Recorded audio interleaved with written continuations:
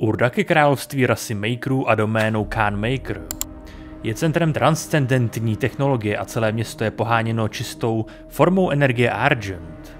Podle legend je Urdak považován za živou bytost vytvořenou z duší minulých Makerů.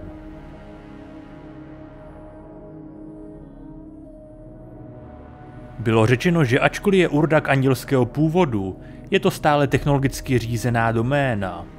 Makerové se nezdají být nesmrtelní, ale bez stabilního vlivu otce nevyhnutelně podléhají stavu duševního a fyzického rozkladu známého jako proměna.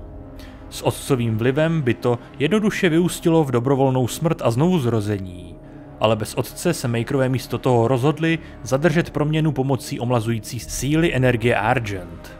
Makerové jsou často vnímáni jako božské bytosti jinými rasami, zejména kulturou Argent D'Nur. Jméno Urdak se údajně shoduje se slovy pro ráj nebo nebe ve stovkách různých jazyků po celém vesmíru a jejich ikonografie ovlivnila mnoho náboženství mezi rasami, s nimiž se Makerové setkali. Urdak existuje ve stavu kotvy, uzamčené ve statické poloze vůči ostatním dimenzím na subkvantové úrovni pomocí pokročilé technologie.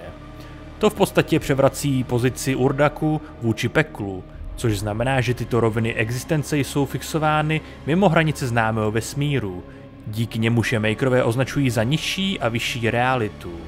Bytosti z Urdaku nemohou vstoupit do pekla a démoni nemohou vstoupit na Urdak. Avšak poté, co je uvnitř Urdaku probuzen Icon of Sin, je tato svatá pečeť porušena a démoni mohou do Urdaku vstoupit.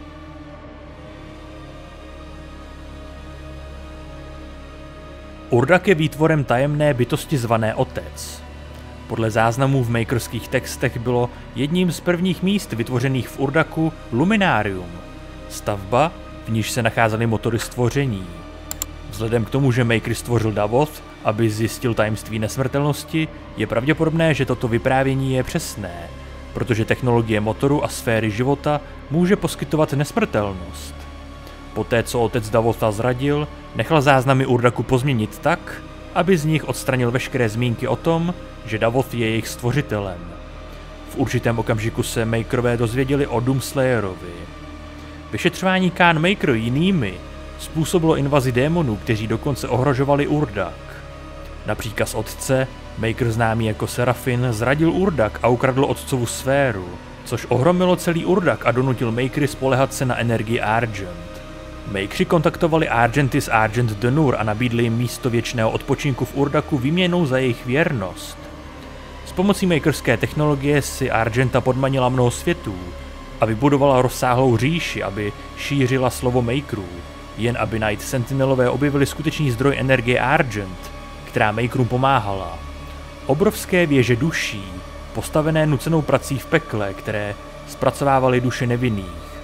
To byl důsledek smlouvy mezi Khan Maker a temným pánem pekla, v níž první slíbil druhému neomezený počet těl smrtelníků, která budou přeměněna v démony mnohem rychleji než obvykle, výměnou za to, že věžím duší bude umožněn nerušený provoz.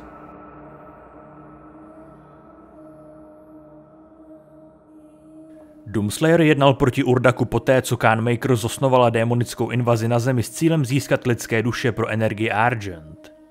Zatímco se Khan Maker pokoušela apelovat na Slayera, že je to prostě přirozený řád věcí, probojoval se k věžím duší v Nekravolu, Citadeli a portálem na jejím vrcholu svedl bitvu s třpitivými věžemi samotného Urdaku. Urdak nakonec podlehl invazi z pekla kvůli pokusu Khan Maker probudit v městě Icon of Sin a kvůli tomu, že Slayer probuzení přerušil. Slayer zničil srdce Icon of Sin, což zabránilo Khan Maker démona zadržet a ovládnout. Titán se osvobodil, čímž se porušila bariéra mezi Urdakem a peklem, zatímco Slayer sám zabil Khan Maker v boji. Pekelní démoni okamžitě ukončili smlouvu s Makery a vtrhli do Urdaku.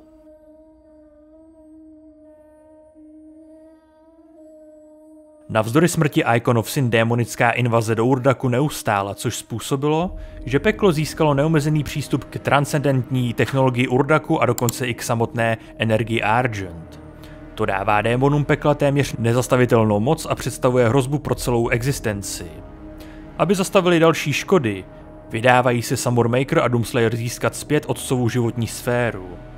Doomslayer však místo toho získá zpět Davothovu sféru. Samur přeměněný se pokusí Slayerovi zabránit ve vzkříšení temného lorda, ale nevyhnutelně selže.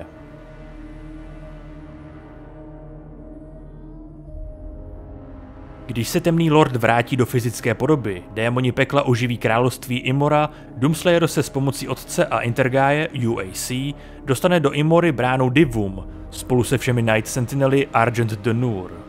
Když Slayer porazí temného lorda v rituálním boji, jsou všichni démoni mimo peklo zničeni a už se nikdy nemohou vrátit.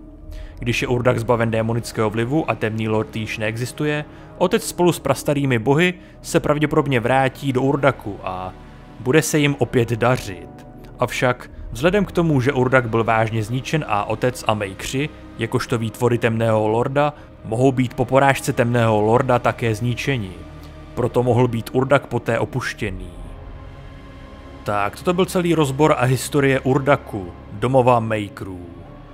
Každopádně díky mu za sledování, díky mu za vaši podporu tohoto kanálu, ať už v podobě lajku, dislajku, odběru se zvonkem, komentáře, sdílení či finanční podpory na Patreonu, YouTube členství, donatu nebo super díky.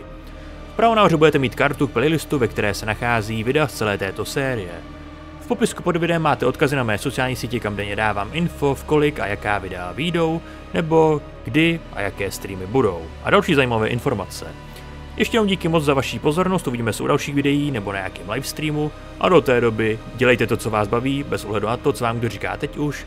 Speciální poděkování patronům na Patreonu a také YouTube členům, kteří podporují chod a nezávislou produkci tohoto kanálu. Mějte se a někdy příště.